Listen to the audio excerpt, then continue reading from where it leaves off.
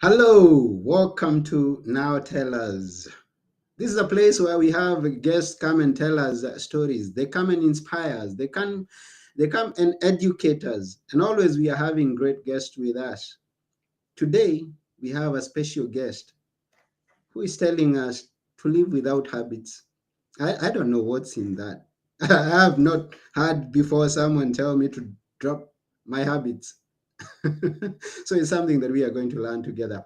Anyway, before we proceed, let me remind you that if you want to see this episode in the future, if you want to see our past episodes, and if you want to see future episodes, go to nowtellus.com. You get to see them or listen to them on your favorite podcast platforms. That's iTunes, Audible, Google Podcasts, Spotify, name them. You'll get all our episodes there. And so at this point, I'm going to go and meet our guest today. So let's go together and meet our guest. Here we go.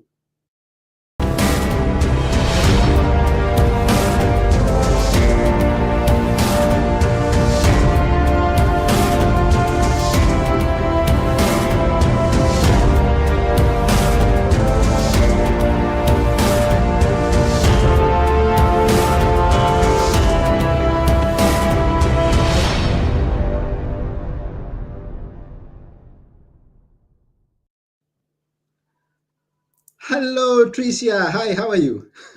Hello. I am well. Thank you so much. How are you? I'm well too. Welcome to Now Tell Us. It's such a pleasure to have you here. Thank you. It is a pleasure to be here. Uh, Beautiful. Now, can we know who is Tricia? Who is Tricia? Oh, wow. That's a big question. If I think about it, I've been a lot of different versions of me. Mhm. It there's over 50 years of versions to date myself. But I am, I'm a wife, I'm a mother, I'm a grandmother, I am, a caring, giving friend, I'm I'm a master life interventionist, Mhm. and so people kind of go, right? I've been gifted with the ability to have a beautiful insight or intuition when it comes to where people could benefit from an insightful transformation. Mhm. And, um, you know, it was something that I didn't see in myself until, I became, well, until much later in life. Okay. um, and it wasn't until I allowed myself to truly see me, to truly allow myself to be, the genuine, authentic, organic being that I was made to be. Mhm. And um and and it's just so I'm just so thankful and so blessed and so just intrigued every day walking this journey that I've been on for about 10 years now. And it's every day is just a new realization, a new um journey, a new adventure. Okay. And where are you based right now? um Home base is on the central coast of California. Beautiful. Now, I Yeah. know that you are a recovery lifestyle enthusiast and you are a speaker, you are a writer, and you are a nationally certified life coach and an international master addictions specialist. Now, Mhm. and I see in those aspects, I see addictions. Any personal experience with that? Absolutely. Wow, I have a lifelong story with addictions, whether they be process, behavioral, or chemical in nature.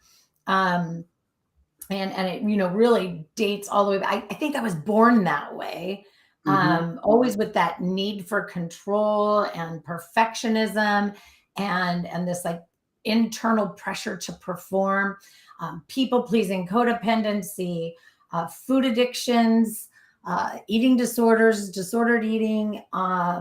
Wow. I had a very long attachment to a relationship with alcohol.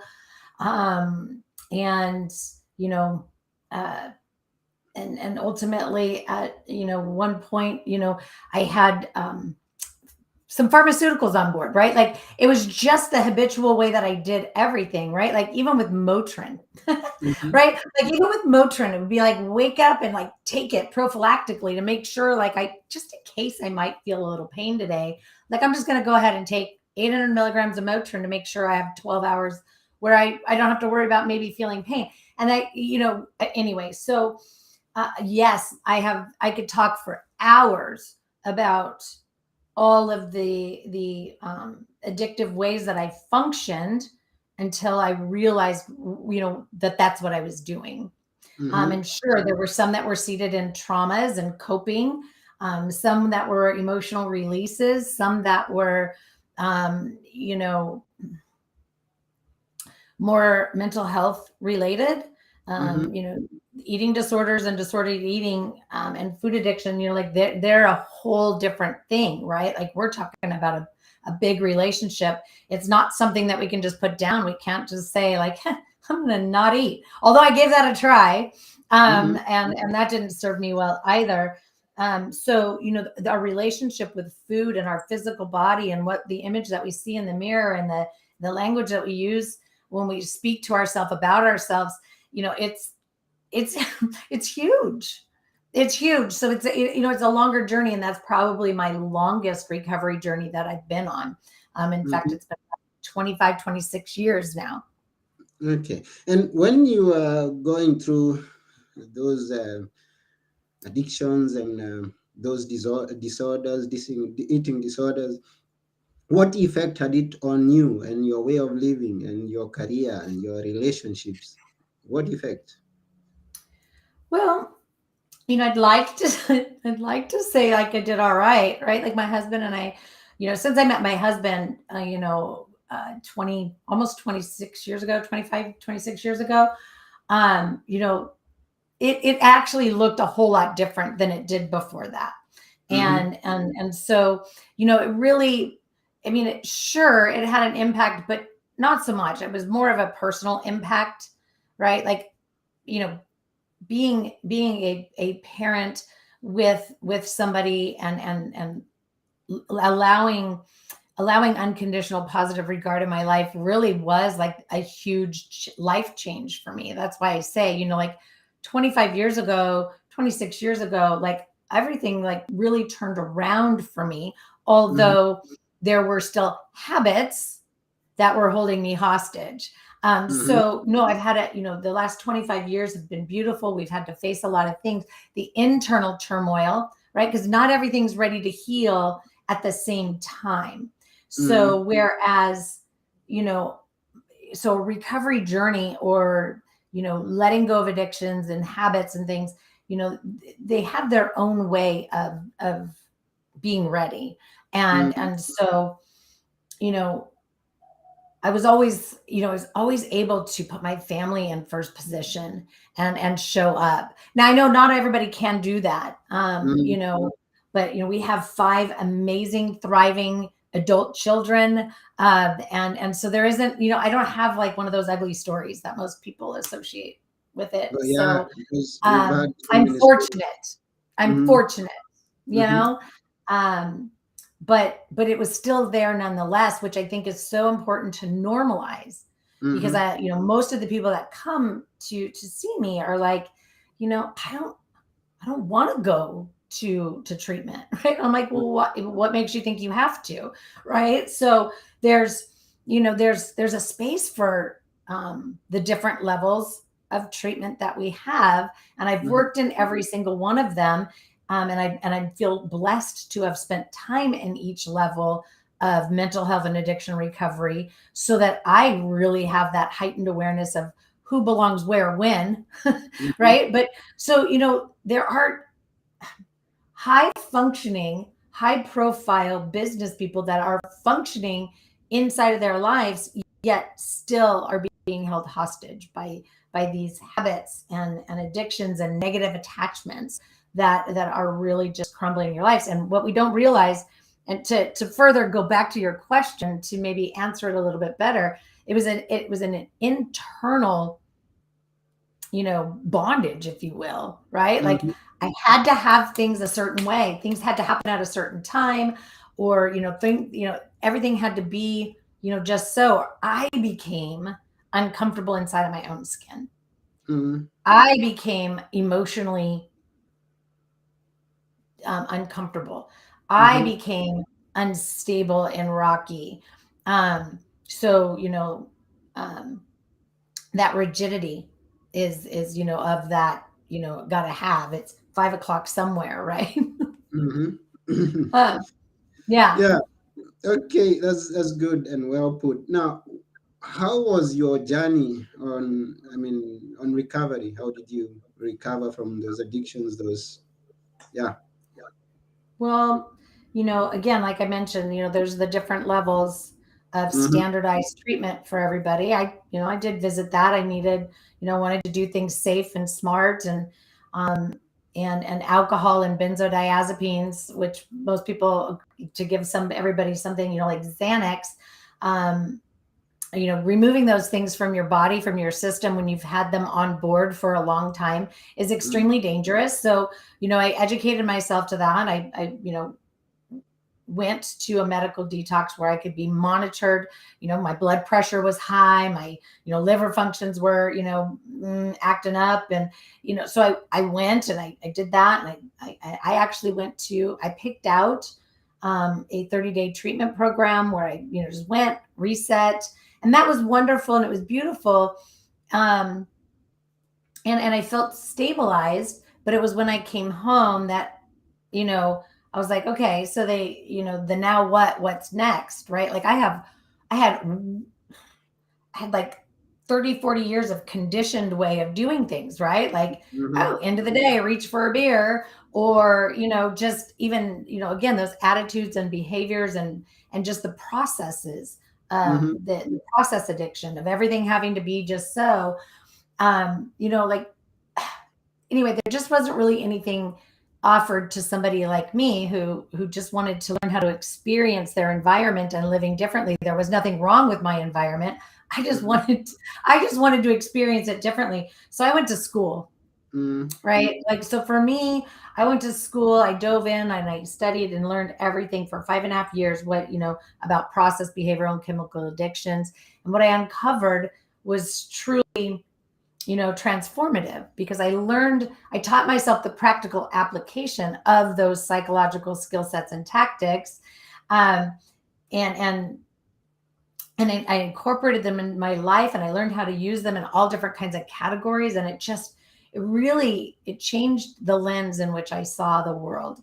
It, it, Mhm. it, it altered the filters of how, I heard and, and experienced things. Mhm. And it was so transformative that's when I really feel like that insight, that instinct, that intuition was really unlocked and unleashed. And Mhm. it's really where, all of my passion work, all of the, the healing and transformation that I do with other folks was really born. Mhm. But it's also where I learned that, society lives in a very rigid in a very rigid way. Mhm. And that all of our habits that we have, good, bad, or indifferent, are really just seated in a pressure to perform, and they don't allow for much flexibility. They actually promote a lot of disappointment, and and negative thoughts, feelings, Mhm. and beliefs about ourselves. Um, and I mean, think about it. If you can't make the 6 a.m. spin class, and your whole day falls apart, and now you're in a bad mood, and it attaches to everything else, and you're just, right? All because, one of your kids got sick and had to stay home, so you couldn't go to that 6 a.m. class. Like, there's something wrong with that. That Mm, is no way to function. Like, we need to create lifestyles that serve us, that allow us to flourish, but also be bendable, flexible, pliable, to allow for this spaciousness, this openness, for new things to emerge and evolve. mm-hmm. Yeah, and it's good. And as you remember, when we are starting, I said something that maybe many of our listeners and our viewers may not have an experience in: dropping all our habits, the good ones.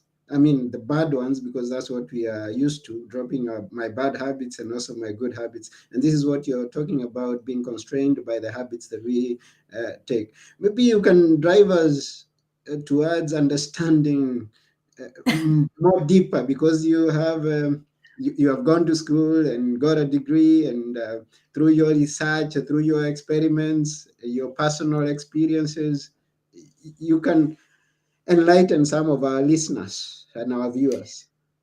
Now tell us. Sure.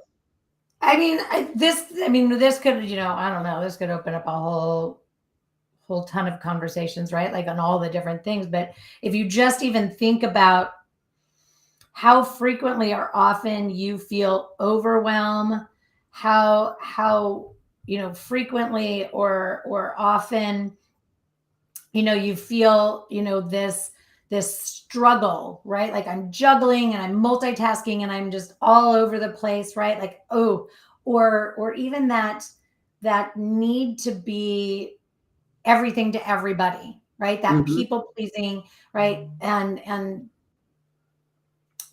just having all of those control needs, like in that internal dialogue, those spirals, those are habits, right? Like, mm-hmm, that overwhelm, it's a habitual way of of judging ourselves, of putting pressure on ourselves, and not having that ability to say, you know what, I want to be everything to everybody, but it's always at my detriment, right? Like, mm-hmm, so that's a habit that people have, that is very prevalent. The mm-hmm, the inability to allow our phones to sit for 2 hours without touching them and responding to, right? And generally, like, we're more reactive in nature, yeah. right? So, it's like, hey, could you do this for me? Yes.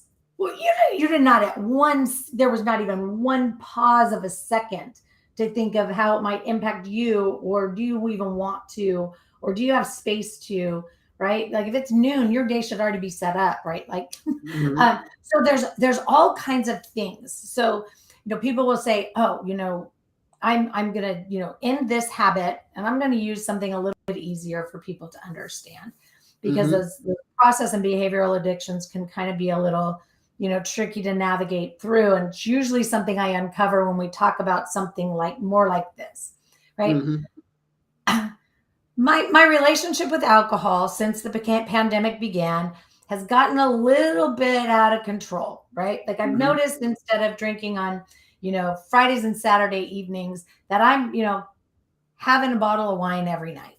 mm-hmm, And it's gotten a little out of control. So I'm going to, set a New Year's resolution, which I think is crazy. But that's a whole different topic, right? So I'm going to set a New Year's resolution, and I'm going to, I'm going to not drink at all for January, and I'm going to dive into an exercise and fitness, routine. And that's what I'm going to do. Okay. mm-hmm. So now we're changing one habit for another habit. Yeah. And now we're going to dive into that. We're going to achieve at the end of the month. And now we're going to reward ourselves with what? Having a glass of wine or whatever, eating whatever we want. And then it's either going to, you know, put bad thoughts in our head, or we're going to feel icky, or, I don't know, right? Like, what I see with that all in, all out, especially of the diet culture, or the dry Januaries. And I'm not saying don't do a dry January by any means, but like, while you're doing it, let's be productive and proactive about it, and look at your relationship with alcohol and why you need to go dry to begin with. Mm-hmm, Uh, and because I guarantee you, if you're saying, oh, it's just for the sugar, or, whatever, you're surfacing it, and you're cutting yourself short on looking at the real issue. But so we change one habit for the next. So now we have to, in this hard, rigid, disciplined way, like we have to exercise every day. Yeah. Nothing about any of these things, these habits, are lifelong, manageable, and maintainable.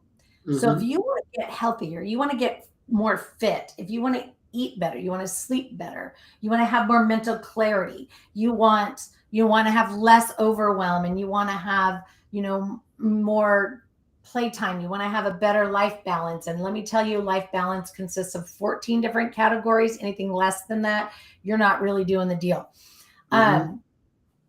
So, if we want all of those things, we have to create a lifestyle, not a band-aid, not a fix, not a all in, all out, not a, habitual, rigid way of doing it that won't bend or flex. Because guess what? Life's going to throw a wrench at you one day, or you're going to take a vacation or whatever. So there's, a lot of cyclical reasons why people, do the quarterly diet, or they have to, cleanse every quarter, or they have to, do whatever. Right. Or, I do really well disciplining myself for a while, and then it creeps back in. It's because you don't understand the nature of addiction and how it works. And this doesn't have to be alcohol. This could be food. This could be shopping. This could be your calendar, right? Like, I fixed my calendar. I made all of these like rules and things in it. And all of a sudden, a month later, you realize it's gotten out of control again, right? Because we don't have a lifestyle. We don't have a way that we prefer to show up for ourselves. In fact, most of us don't live for ourselves first, because when we do, we feel guilty, selfish, punished, restricted, whatever. And we need to not do that.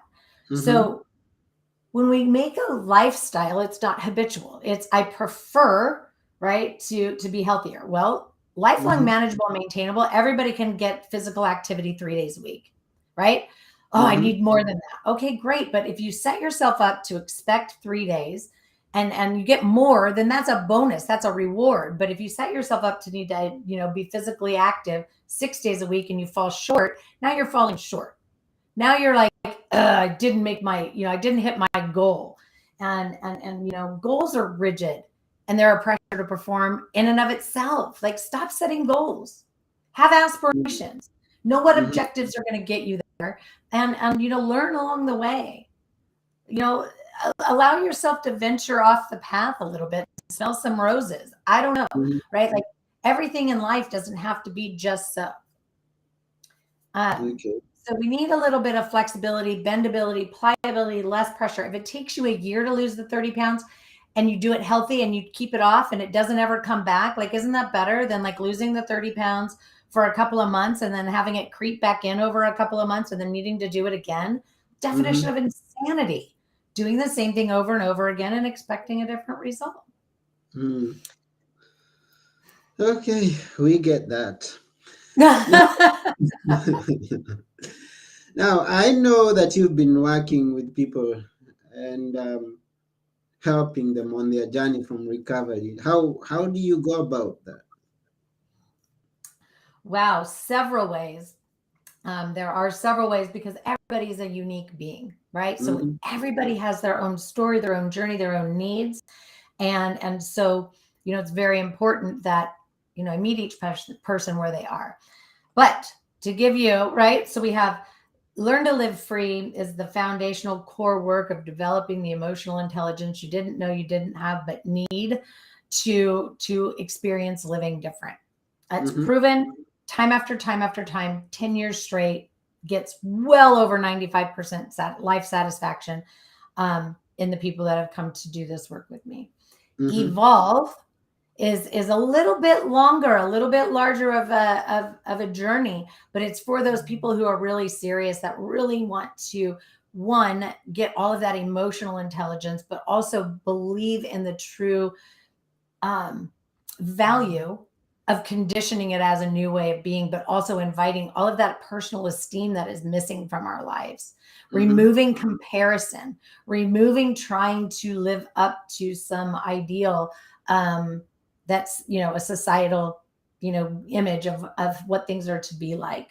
So it's, all of that, plus learning how to make it lifelong manageable and maintainable. And then there's loving your physical body. And this is where we really dive in and we get into your true and deep. And it's a very personal journey. And it's not one that until this year was done any other way but by invitation. It's now there for people to walk with me. But Mhm. it's definitely, it starts from, just that first look in the mirror, and we go through every piece of how we experience ourself, mind, body, spirit, and physical body. Okay. Yeah, and if people want to connect with you, how can they reach you? Super easy. Turningleafsrecovery.com. There's all kinds of easy ways to just set up a conversation with me. I love to chat. It's always an exploration. Again, it's more of that intuitive, space of do we have, a matching journey that we want to take together, so that we can create that insightful transformation. So that's probably the best way to find me. Hmm. So once again, that's www.turningleafsrecovery.com, and you get Mhm. to connect with Tricia and work your way out of recovery if you're in such a situation as Tricia described. And there's much more that you can share with Tricia once you connect with her. And I know you're going to have a great time being connected with Tricia, or even just have a friend who is as good Yeah. as Tricia. Yeah. So it's been wonderful having you on our show. And we are almost through this show. But before we go, we'll ask you to tell us a few words that we should always remember. Which are they, Tricia? This is your life too. It gets to look, feel, be however you want it to. You get to choose. That is my life motto, and I give that to everybody. You get to choose overwhelm, stress, anxiety, or you can choose peace, comfort, joy, relief, love. It's just a choice you make. And this is coming from Tricia. Take it, use it, and also spread it to other people. Yeah, let them know that this life that they have, they can live positively by the choices that they make. It is only what is going to take you to where you want to be from where you are. The choices you make and the actions you take. Tricia tells us, drop your habits, be a free person, because this is a free life. Yes. Yes, so once again, we really appreciate you coming to our show. And we also appreciate every other person who's been here watching us. And yeah, thank you very much, Tricia. Thank you. It was a pleasure. Yes. So you've been listening or watching Now Tell Us, and I've been your host, Anthony Morore. Together with Tricia Parido, we are saying bye for now.